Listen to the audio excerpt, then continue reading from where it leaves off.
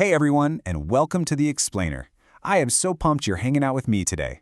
Look, we're talking about money and financial literacy, but do me a favor, just toss out everything you think you know about boring money lectures. We're totally skipping that today.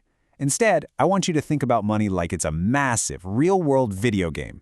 Seriously, just like your favorite games, there are rules, there are wild cheat codes, there are boss battles, and most importantly, there are ways to absolutely win. Whether you're 10, 15, or 20 years old right now, figuring out this game early gives you an insane advantage. So grab your controllers, well, maybe your notebooks, and let's hit start. All right, to really get the hang of how this whole thing works, we're jumping straight into a simulation. Let's pretend our classroom, or, your bedroom, wherever you're watching this, is a miniature economy. We'll call it our small town simulation. Imagine this town runs exactly like the real world out there. Money is just constantly flowing in and flowing out, and every single person living here has to make choices about what to do with that flow. Okay, so the basic rules of our small town are super simple. This is basically the core loop of the game. Step 1, you work. Step 2, for doing that work, you get a salary. That's your income. But, here's the catch, you don't get to keep all of it. Step 3, you gotta pay your desk rent just to have a place to sit. That represents your basic living expenses like food and shelter. And finally, step 4, you can buy stuff with whatever you have left over. This is that constant cycle of earning and spending that literally every adult goes through. Let's put you right in the middle of the game. Imagine you just got 100 points as your starting salary. You paid your rent, so these 100 points are totally yours to keep. Now, here is your very first major decision. What do? Do you spend those points right now on some quick fun stuff? Or do you save them for next week so you can maybe grow them? Think about it for a sec, because the choice you make right here, it's kind of the foundation for everything that comes next. So if you chose to save, congrats, you just unlocked the next stage. Welcome to Level 1, how to grow your money.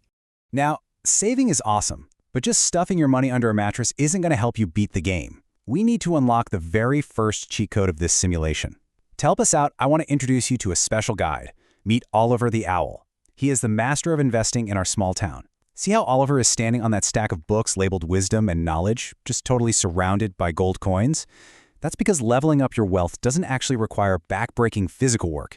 It requires wisdom. Oliver knows the secret to making his money do the hard work for him. You hear adults use the word investing all the time, right? And it sounds like this scary, super complicated thing. But it's actually incredibly simple. Investing just means making your money grow so you have more of it in the future. Think of every single coin you save as a tiny little seed. If you just leave it in your pocket, it stays a seed. But if you invest it, you're planting that seed in really good dirt so it can grow into a massive tree. And this shows you exactly what that growth looks like in the real world. Let's say you take 1,000 points today and you invest it. Because you invested it, your money earns something called interest. It's basically a reward for planting your seed. By year 1, your 1,000 has bumped up to 1,100. By year 2, it's 1,200. By year 3, it's 1,300. Without you lifting a single finger, your money is literally creating more money. How cool is that? But hold up, it gets even better. This leads us to the ultimate cheat code of our game, the compounding effect. This is where interest earns more interest. This is where things get crazy. Not only does your original money earn interest, but then that new interest starts earning its own interest. It's like rolling a snowball down a huge hill. It gathers more and more snow, getting bigger and way faster as it goes. Your money just starts working overtime for you. All right, now that you have the cheat code, we got to talk about how to actually use it. Welcome to Level 2, the time advantage. Okay, in this game, when you start playing matters just as much, if not more, than how much you save. Time is the secret ingredient that makes that compounding effect totally explode. Let's look at a classic showdown. We've got 2 players. Child A starts playing at age 10. They save a pretty tiny amount, $100 per month. Then we have Child B. Child B waits until they're 18 years old to start saving, but they save 3 times as much, $300 per month. So Child A starts super early with a little bit, Child B starts late with a lot. So, who wins the game? I want you to actually guess right now. In the long run, who takes the crown? Is it Child B, who's throwing way more money into their savings every month?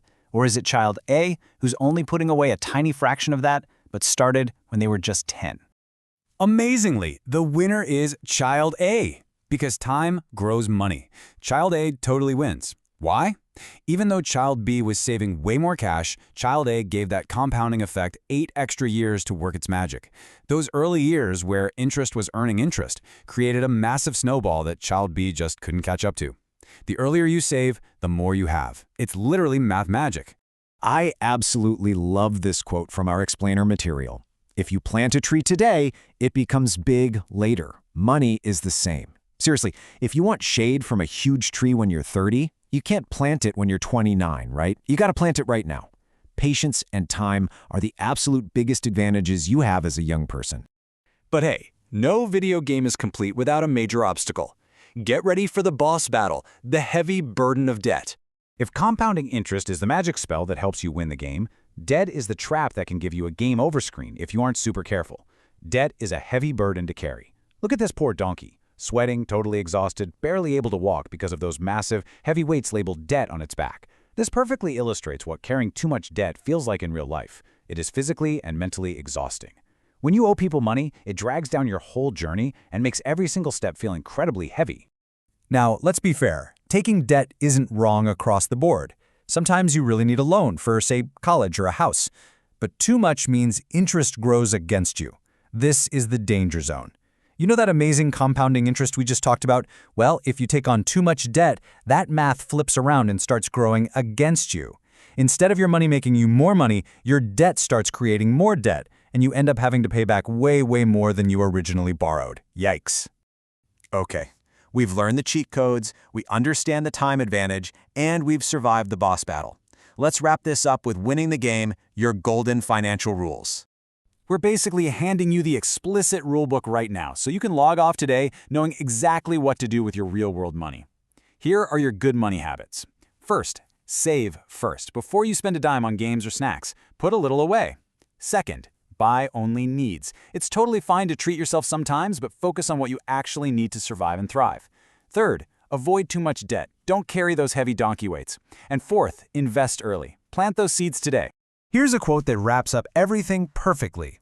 Save early, use wisely, grow money, and beware of debt.